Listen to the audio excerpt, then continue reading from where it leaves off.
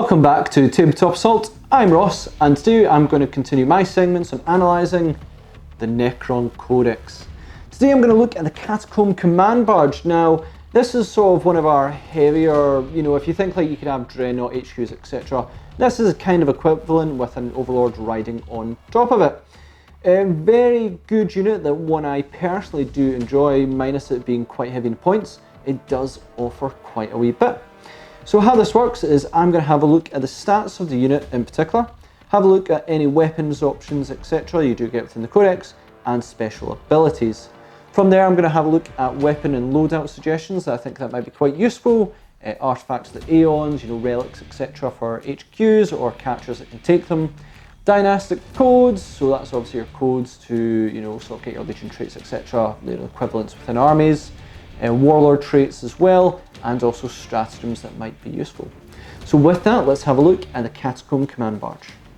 So straight up, it's got a movement of 12, making it, I think, the fastest HQ in the Codex, with the Destroyer Lord being roughly about 10. So that gives you a lot of mobility and a lot of board control you can play with, which the Necron characters don't often get, as they are some of the slowest in the game, bar maybe Death Guard and things. Having that mobility is essential in this game. I think mobility in 8th edition is just so important. So that's really good to have. Weapon skill and bliss skill 2+, which is very, very nice to have, ensuring we get through. Strength 5, so slightly stronger than your average sort of, Space Marine even, which is very, very handy. Toughness of 6, which is excellent. It does mean that you're very, very rarely going to be wounded on a 2+. You need to be strength 12 or have abilities to actually wound it on a 2. So that's really good. We've got a wound characteristic of 8, so that's really high as well, and there's no deteriorations on it, so you could even be down to 1 and you're still going to be kicking at max efficiency, which is excellent. 3 attacks, which is kind of standard for Necrons. I consider it a little bit low, but it's what you get with Necrons, so that's kind of it. Leadership 10, standard across Necrons, it's what we've come to expect, and a 3+ save. It would be nice to be 2, but I think that might be a little bit much for something that moves and is that tough already. So the Catacomb Command Barge comes with a Gauss cannon, and the Overlord on it has a Staff of Light. Now, these are, I won't go into the weapons in detail. The Gauss cannon is a heavy 3, strength 6, minus the AP, D3 damage. The Staff of Light is a bit shorter, 12 inches. Assault 3, strength 5, minus 2 AP and 1 damage. But you can upgrade these to various amounts of weapons, so the Staff of Light may be replaced with the Hyperface Sword, Void Blade or War Scythe. The Overlord may take a Resurrection Orb if you are so inclined, and the Catacomb Command Barge may replace its Gauss Cannon with a Tesla Cannon, so you have quite a few weapon loadouts to choose from there as well. In terms of abilities, it's got Living Metal, so at the start of your turn you're going to recover a wound, which is very, very nice. Wave of Command, at the beginning of your turn, choose a friendly Dynasty Infantry unit within 12 inches of this model, add 1 to advance charge and hit rolls for the unit until the beginning of your next turn. A unit can only be chosen as the target of Wave of Command or My Will Be Done, once per turn. Wave of Command, My Will Be Done, both absolutely excellent. Adding +1 to hit works well with a certain stratagem that makes it do more, but it mitigates minuses to hit, and +1 to hit is very handy. It can be argued, is it better than re-rolling hits of 1 in an aura? It really depends on how many units go around them. But yeah, Wave of Command is always good. Quantum Shielding, now this is always a fun one. Each time this model fails a saving throw, roll a d6. If the result is less than the damage inflicted by that attack, the damage is ignored. E.g., if this model suffers 4 damage, if you roll a 3 or less, the damage is ignored. Quantum Shielding cannot prevent damage caused by mortal wounds. That is awesome. Yeah, Quantum Shielding is really good. You're going to hit by something that does, 6 straight damage. You're going to be like, wow, if I roll a 5 or less, guess what I'm ignoring? So it's a very good way to protect you from, high damage stuff. Really the best way to deal with Catacomb Command Barges is, low damage stuff but plenty of shots. That way it's very hard for Quantum Shielding to actually activate, but high damage is mostly going to get ignored, which is absolutely wonderful. So yeah, Quantum Shielding, excellent as a survivability. Resurrection Orb, if you do take it. If this model has a Resurrection Orb once per battle, immediately after you have made your reanimation protocols rolls at the beginning of the turn, you can make reanimation protocol rolls for models from a friendly Dynasty infantry unit within 3 inches of this model. So, you know, this is very handy to have, the Resurrection Orb. It's arguably a little bit expensive. You're only going to see this really paying off if you've got super elite units that really need to recover and get a second round of reanimations, or if you've got a large blob of units of warriors or something, then it's going to pay off. It's a heavy point investment, but when it does pay back, it does pay back. So it can be very, very helpful. Generally I avoid it, but my list may dictate I may want otherwise. So yeah, it's kind of depends on how you feel when it comes to Resurrection Orb. And finally, Explodes. If this model is reduced to 0 wounds, roll a d6 before removing it from the battlefield. On a roll of a 6, explodes, and each unit within 3 inches suffers a mortal wound. Explodes. It's not a big explosion, it's 1 mortal wound, not so bad, but it is a vehicle. Important things to note is it does have the fly keyword, which is going to really makes a big difference for this guy. Certainly if you do decide to make it more of a ranged unit. Speaking of, let's talk about the loadout and suggested role for these. So the first one I'm going to talk about is we're here to fight in combat. So you want to be aggressive with your Catacomb Command Barge and get into combat. After all, Necron overlords love proving that they're the best and that they have an ego problem that truly cannot be described. Or they're murder machines, you know, like Novak ones, and just want to rip things apart. You know, they're a bit different, they just want to murder. Then personal combat is the way to go, because what better way of proving your opponent, you know, you're better than them than beating them in combat. You know, Imatech seems to be a big fan of that. So we'll go into sort of ways to go into that. You know, relics are going to come up later on because that might be a wee bit important on that one to mention. But ultimately, when it comes to combat, the only choice is really a War Scythe. Now you obviously have your big gun as well, but War Scythe is the way to go. And that's kind of a bar relics. If you want to go into more detail on why the other options, which is the Hyperphase Sword, Void Blades, don't really work, then have a look at my Necron Overlord video where I go into them in a lot more detail. But generally the points all still stand. And even in that video I say the War Scythe is actually in the bad category. I say it's not one of the best ones to have. However, you do not have access to the all-powerful Void Scythe, as far as I know. If the FAQ has corrected that, then fantastic, but I don't think it has, because that would be amazing on a Catacomb Command Barge. Real pain, but it is what it is. However, the War Scythe does have, you know, the main thing that the other weapons don't have, which is, it is damage too. Not highly impressive, but if you do want to cause damage, I highly rate having 2 damage rather than 1 damage with the other weapons.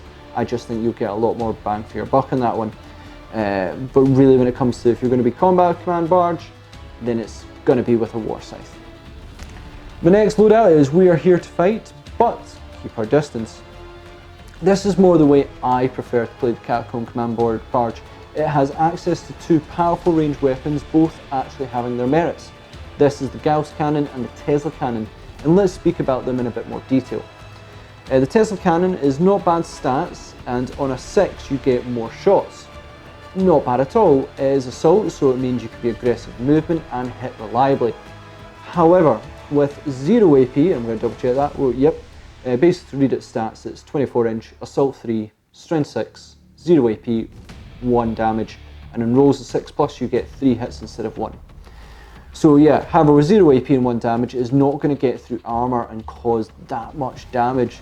The advantage of Tesla in itself is that you get a lot of shots and hope to get plenty of 6s, so you get more hits, or to buff a unit so they can, you know, activate at a lower amount.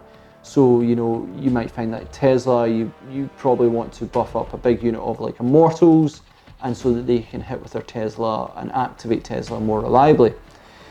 You're already shooting with only 3 shots, but they are hitting on 2s already, so buffing them just to get the extra hits, it doesn't seem that great when you can buff Immortals who will not only, you know, activate on 5s, they'll then hit on 2s. So they hit more reliably on the lower ones and they get extra shots as well. So not bad, it'll do go okay against hordes, but generally I would avoid the Tesla cannon. There is a situation where that might be different, and I'll talk about that in a few minutes. The Gauss cannon, on the other hand, full disclosure, I bloody suck with this weapon. Like, I never hit with it. It's beyond tragic, some of the rolls I've had with it. This is a heavy weapon, and you are likely to move with the Catacomb Command Barge, and it's pretty fast, so you want to take advantage of that. But it's 3 shots, strength 6, minus 3 AP and D3 damage, and all that is pretty good. The only problem is, obviously, if you move, then you're going to be hitting on 3s, and I just roll 1s and 2s for days. But still, the actual minus 3 AP and D3 damage does make a heck of a difference. This is really good against elite armies, but in general, if you want to get through armor, it is going to do the damage. This is sort of my personal go-to. Finally, to mention, a little bit of an all-rounder is the Staff of Light. Probably my go-to choice over, say, the War Scythe in combat. Not bad in shooting, along with the Gauss cannon. If you're a little short-ranged, you know this is only going to really activate at 12 inches, so you've got 24 for the Gauss cannon and 12 for the Staff of Light. But it's also not bad in combat either, so that's really good. Use this along with Gauss cannon. You've got sort of a win-win situation where you do okay in shooting and you can do okay in combat as well. Yeah, so it's a really good combination that there is later submitted to me. Someone reviewed one of my previous videos and they said you should try out this. I'll talk about them and their suggestion later on. It does involve relics and warlord traits, but it does rely on you having the Staff of Light and the Tesla cannon, and we'll talk about that later, but it is an interesting one. So let's go into the artifacts. So we've got the Veil of Darkness. Once per battle at the end of the movement phase, the bearer can use the Veil of Darkness. When they do, the bearer and one friendly Dynasty infantry unit within 3 inches of the bearer are removed from the battlefield. Then set up the bearer and the second unit you choose, if any. Anywhere on the battlefield that is more than 9 inches away from enemy models, the second unit must be wholly set up within 6 inches of the bearer. So this is by far probably the most useful artifacts of the Aeons.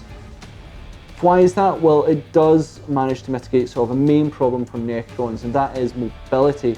This gives you a really good, redeploy with the Catacomb Command Barge. I mean, it already does move fast, but you get a unit on top of it. And even if you're in a dangerous spot as well, where a very dangerous unit charges you, you can sort of teleport away if you're still alive. So that really helps you in that one. Just that redeployment is super handy. I mentioned as well, I think in the Oberon video, where there's ways to redeploy a whole host of units. I think you have to use like Luminar Zaraz, I think, or Nemesis Zandrik, Oberon, use the Veil of Darkness, and you can use the Deceiver, and you can like move your whole army somewhere, and it can be really scary.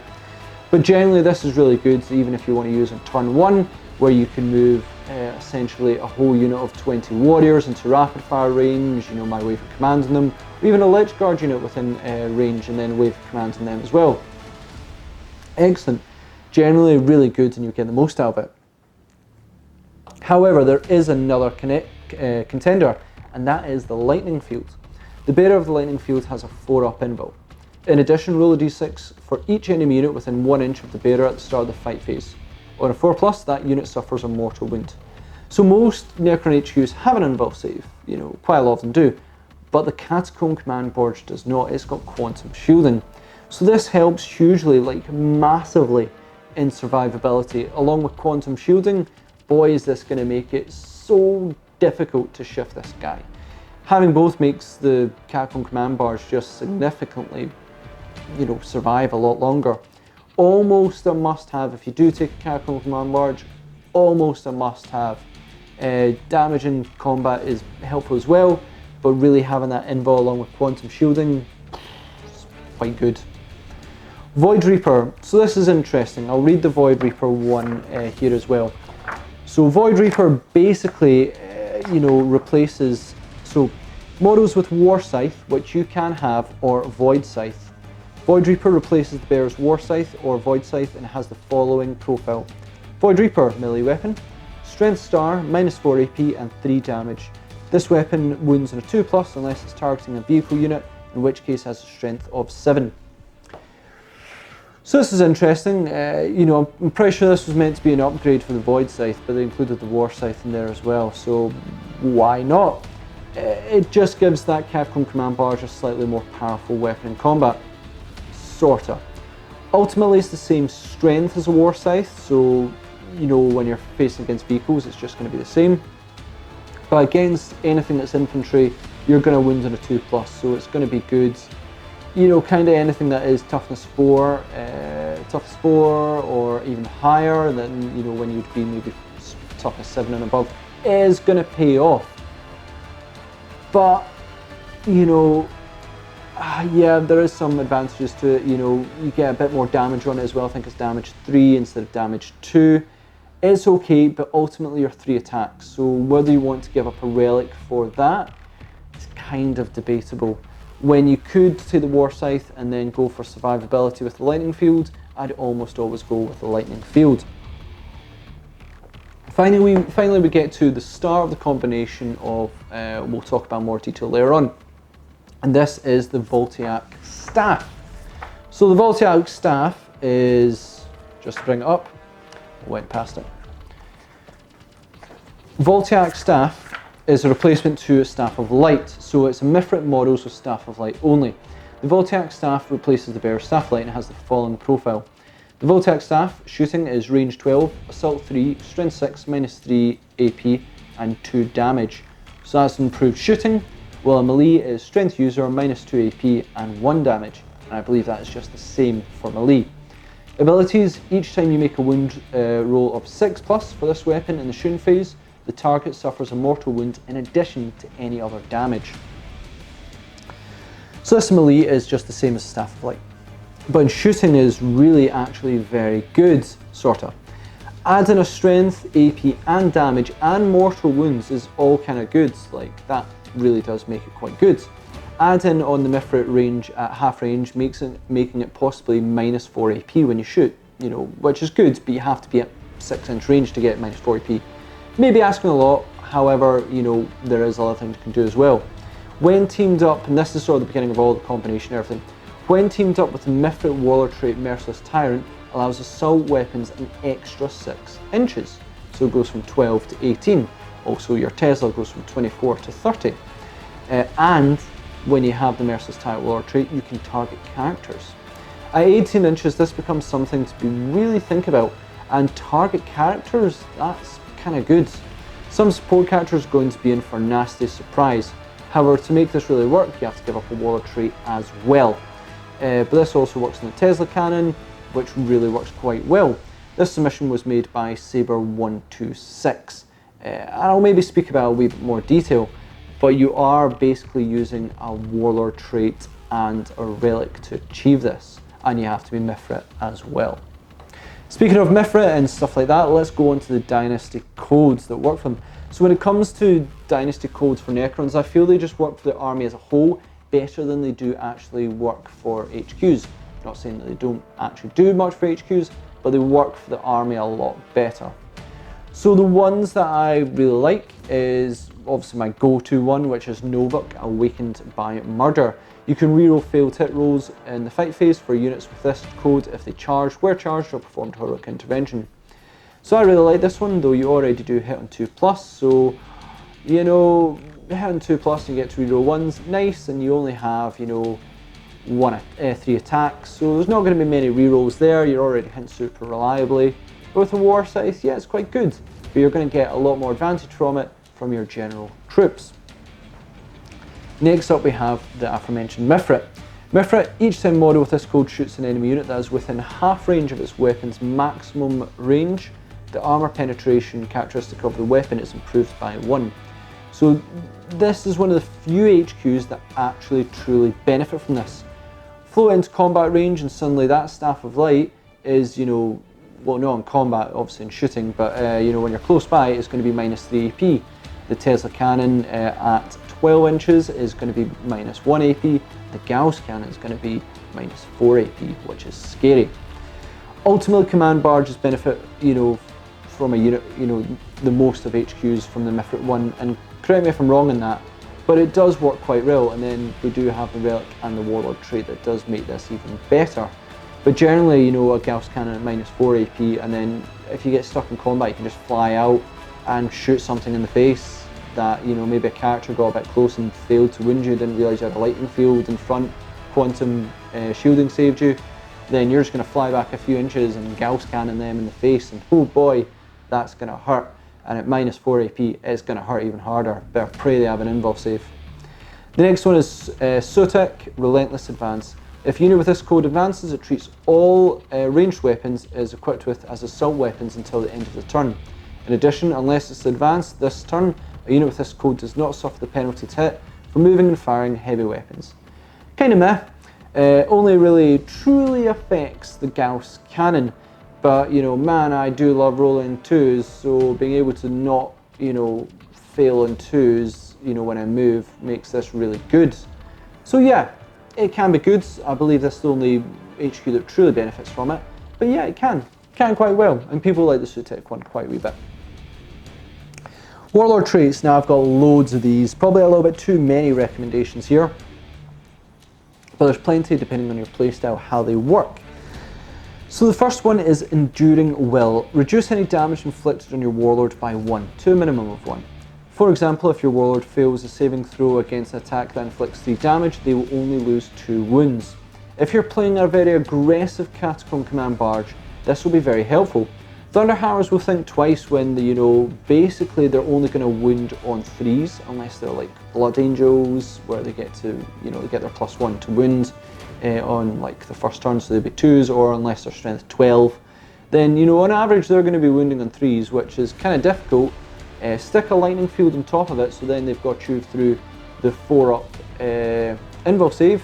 Stick on quantum shielding in there with this, so that they're only inflicting 2 damage, and on 1s you then ignore them further. Yeah, this is going to make a very hard unit to bring down. A lot of people might say Enduring Will may not be as good, because although you may stop, you know, wounds getting through as much, you know, quantum shielding will help as well. So, you know, if you're getting 3 damage, you ignore quantum shielding on 1 and 2s, but if you're already stopping with Enduring Will, then you'd stop it on only 1s, but you'd only suffer 2 damage. Yeah, I'd like to hear people's thoughts on that, whether having both, or maybe just I think generally having the -1 damage is just good enough that I would take that straight off the bat. Top lightning field, it just makes the Catacomb Command Barge super difficult to shift, and does give you something to make your opponent think about. So I really like Enduring Will, I think that's really good. However, we do have plenty of other ones to talk about. Immortal Pride. Friendly Dynasty units automatically pass morale tests whilst they're within 6 inches of your Warlord. In addition, your Warlord can attempt to deny 1 psychic power in the enemy psychic phase in the same manner as a psyker. This is by far my go-to Warlord trait, bar none. Being able to stop morale is very, very good, which is odd for a Leadership 10 army. But we do favour big units so we can get the most out of reanimation protocol. Even if 1 Necron warrior survives, so you lose 19 of them, and there's no way in hell that you can pass morale without spending 2 command points to keep in the game. This will allow them to stay in the game automatically without spending those command points, and that 1 Necron warrior could turn into, you know, it might be another 5, it could be another 12 coming back, all because it didn't run away. Generally, I really enjoy this one. If you do play Necron warriors and a bit more gunline, you're gonna see Immortal Pride. It's very handy. The anti-psyker is good as well, but generally Immortal Pride, if you're taking big blobs, this is gonna help. We also have Implacable Conqueror. You can reroll failed charge rolls for friendly Dynasty units while they're within 6 inches of your Warlord. Again, super helpful. It depends on the playstyle you're going for. If you're going Novok, then rerolling charge is very good. You may only choose to spend a command point and reroll 1 of the dice. For instance, if you get a 6 and a 1, you might just go, I'll just reroll the 1. But being able to reroll both in case you get Snake Eyes is very handy. We've then got Hyperlogical Strategist, which is Sutek. Once per battle, you can reroll a single hit roll, wound roll, or damage roll made for your Warlord. In addition, if your army is Battleforged and your Warlord's on the battlefield, roll a d6 each time you spend a command point to use stratagem. At 5+, that command point is immediately refunded. People really like this one, and getting command points is nice. The danger is depending on your playstyle. I personally, on average, only play with about 4 to 5 command points when I use Necrons, mainly because troops are expensive and so are HQs as well. So there's ways to get cheap ones, but simply we do not have a reliable way to get loads of command points. We don't have, guard or anything to give us cheap command points. It's always going to cost us a fair bit of points. I think the cheapest we've probably got small batches of Immortals. So yeah, if you begin the game with plenty of command points, then yeah, this gives you a chance to roll to get more back. If you start with very, very few command points, then I don't think this is going to be the best one.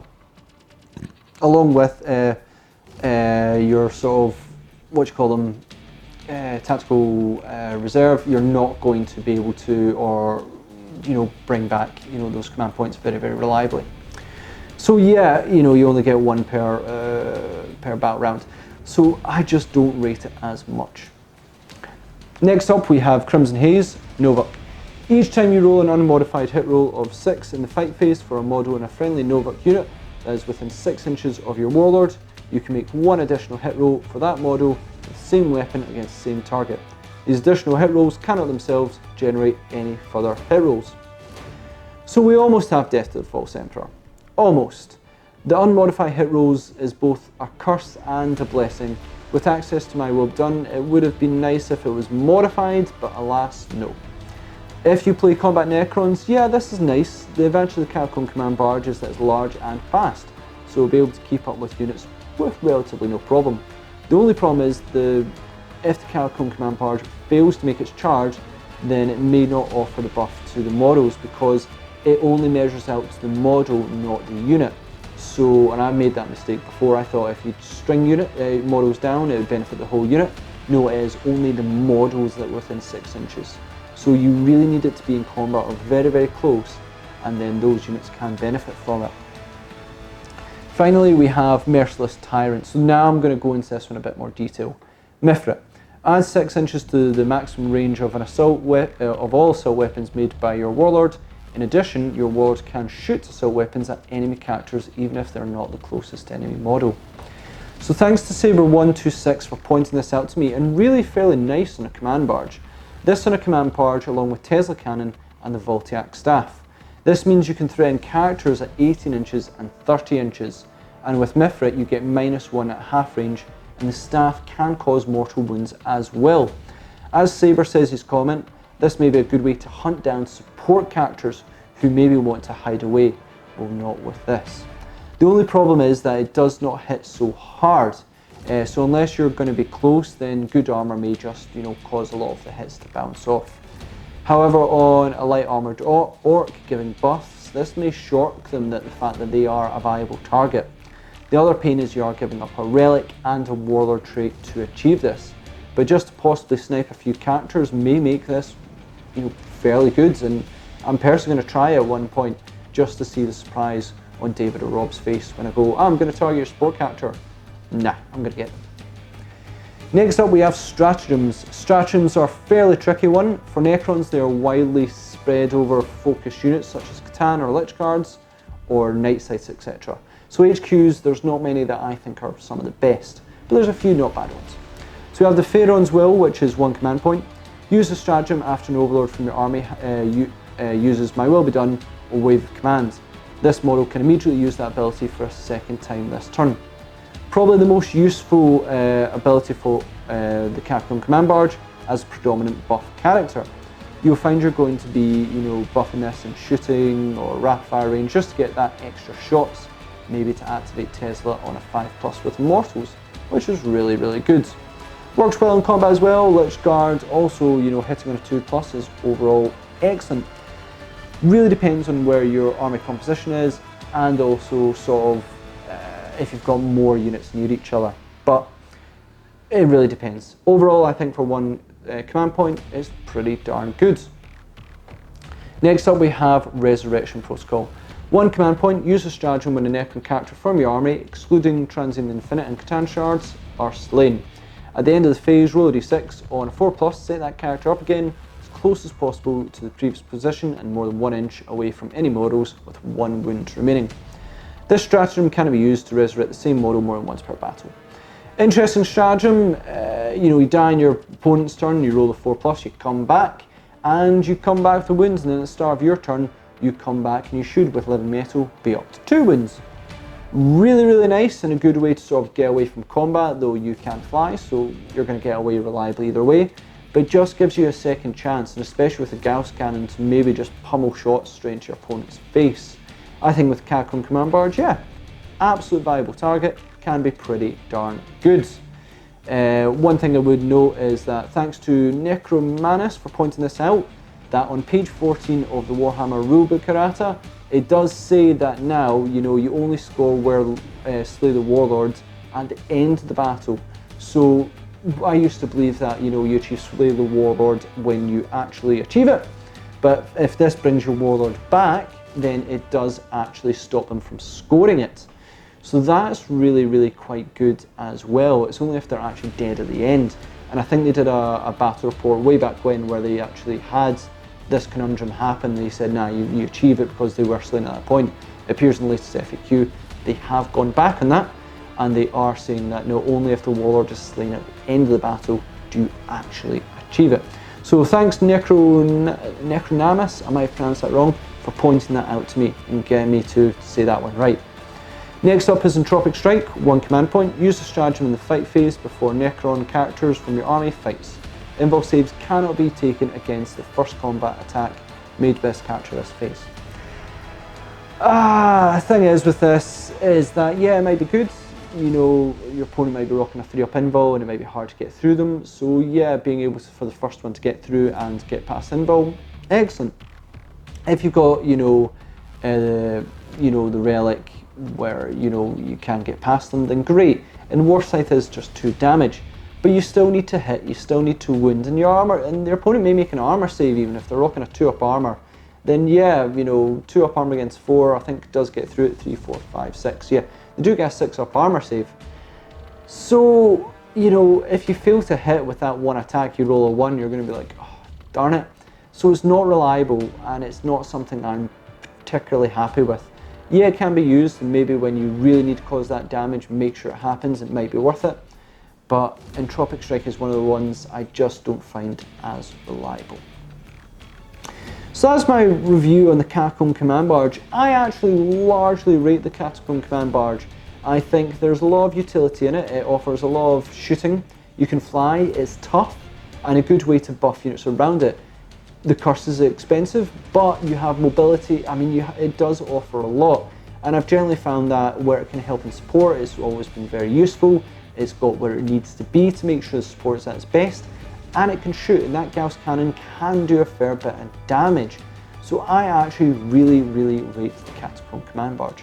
I am super interested to hear people's view on this one. I think some people think it's just too expensive for what it does, but I would like to hear people just hear their opinion on what they think and whether they think it's one of, you know, the better HQ choices of Necron Codex. I think it is, but let me know what you think. Thanks again for watching. Please comment, share, like and subscribe. Check us out on social media as well, where you can see our upcoming projects. I have a few coming up in the future, which I'm really excited to share with very, very imminently, as well as check us out on Patreon to help support the channel, bring you more content, because we absolutely love doing so. So thanks again, and we'll see you on our Tabletop Assault Battle Report.